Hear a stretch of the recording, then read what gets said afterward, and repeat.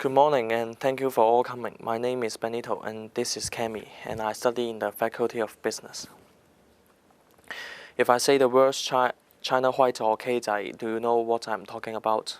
Well, these are both terms for illegal drugs. China White is a term of heroin, while Keizai is a street term for ketamine. Do you think these drugs are a problem for teenagers in Hong Kong?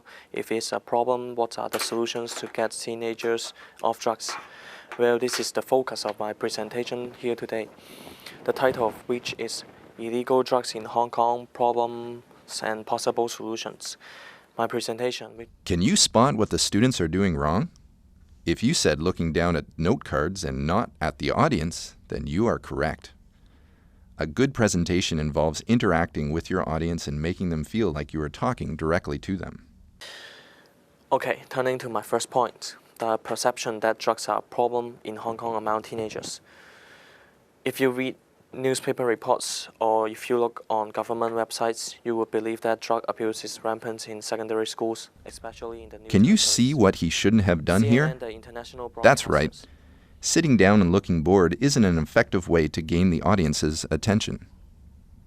You are trying to explain something, so you want them to focus on what you have to say. Are you tired of listening to Benito yet? That may be because he is simply reading to you in one tone. While making eye contact and interacting with your audience is important, so is intonation. You should vary the speed, volume, and pitch in the delivery, and place stress on the key words. These simple actions can add some life to your speech. For the drug ketamine. In another case, two teenage girls were found semi-conscious in a car park after overdosing on ketamine. Can you see what Kami is doing while Benito is presenting? That's right. She's checking her phone during the presentation. Even though she's not speaking, she should put her phone and other distractions away.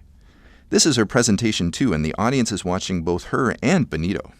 Actually, for those under 16 and those between 16 and 20, the number of users has gone down in recent years. Also, if you look at absolute numbers. Did you see what she didn't do right in that clip? Yes, you're right. Looking at the screen isn't a good idea. How do you think they could have done that better? Well, one way would have been to use more gestures. Well, this is 148 too many. The numbers get extremely low. For example, there were 20 new users of how to pronounce cannabis who were under 16. Did you hear what Kami did wrong there? That's right. She asked Benito how to pronounce a word. Practicing before a presentation shows the audience that you want to deliver a good quality presentation. Okay, I would like to look at two solutions in Hong Kong to combat the drug problems among teenagers.